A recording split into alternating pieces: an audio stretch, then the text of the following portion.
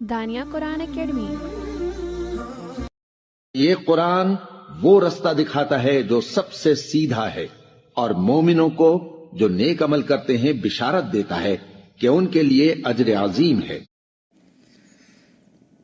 اللہم صلی علی سیدنا و مولانا محمد وعلی آل سیدنا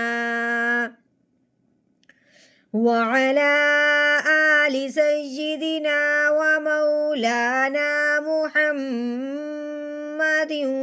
وبارک وسلم۔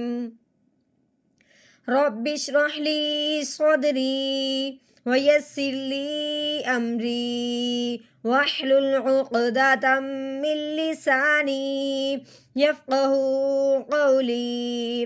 رب زدنی علما رب زدنی علما رب زدنی علما۔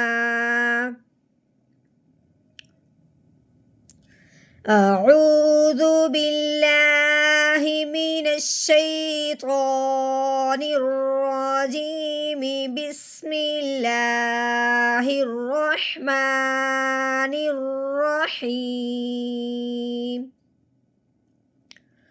وَإِذَا الْمَوْءُودَةُ، الف کے نیچے زیر آنے کی وجہ سے الف حمزہ بن گیا۔ اب ہم نے حمزہ کی آواز نکالنی ہے۔ واؤ کے اوپر زبر والی حرکت ہے، واؤ متحرک ہے، واؤ زبر وا، حمزہ زیر ای، وائی۔ رال کو ہم نے لام ساکن کے ساتھ ملانا ہے۔ درمیان والے یہ دو الف ہیں، ان دونوں الف کو نہیں پڑھنا۔ رال کو ہم نے سیدھا طریقے سے لام کے ساتھ ملا دینا ہے، کیونکہ لام ساکن ہو چکا ہے، لام کے اوپر جزم آ گئی ہے۔ رال لام زبر رل، وَإِذَا، آگے یہ واؤ ساکن ہے، واؤ کے اوپر جزم آنے کی وجہ سے واؤ ساکن ہو گیا۔ اب ہم نے کیا کرنا ہے کہ اس واؤ ساکن کو دیکھنا ہے کہ اس پہ قاعدہ کون سا جاری ہو رہا ہے۔ واؤ ساکن پہ مد کا قاعدہ جاری ہو رہا ہے یا واؤ ساکن پہ لین کا۔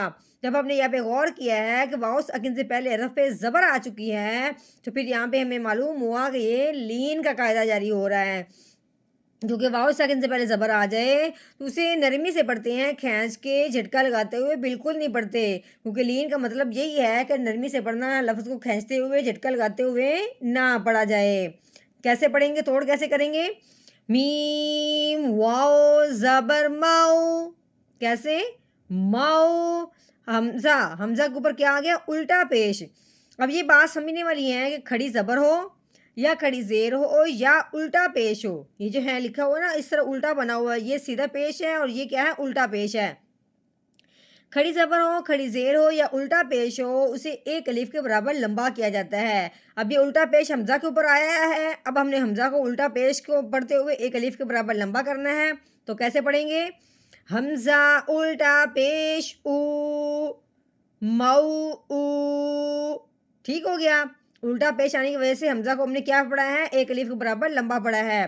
مو او، دال متحرک ہے، تا بھی متحرک ہے، دال کے اوپر یعنی فتح ہے، زبر ہے، تا ضمہ ہے یعنی اس کے اوپر پیش ہے۔ دال زبر دا، موعودہ، تا پیش تو، موعودہ تو، وَإِذَا الْمَوْءُودَةُ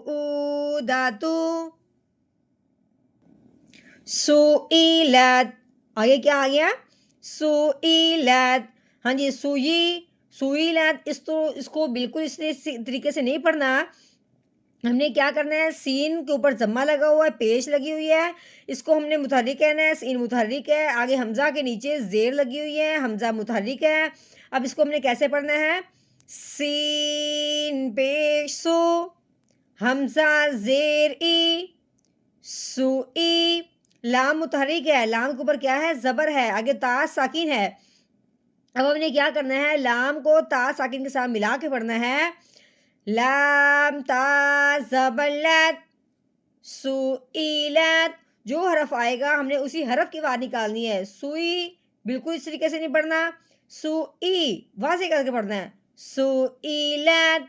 اب وقف کی وجہ سے اب ہم نے آخر والے حرف کو ساکن کرنا تھا اگر یہ ساکن نہ ہوتا، لیکن یہ پہلے سے ساکن ہے. اب ہم نے اس کو ویسے ہی رہنے دینا ہے.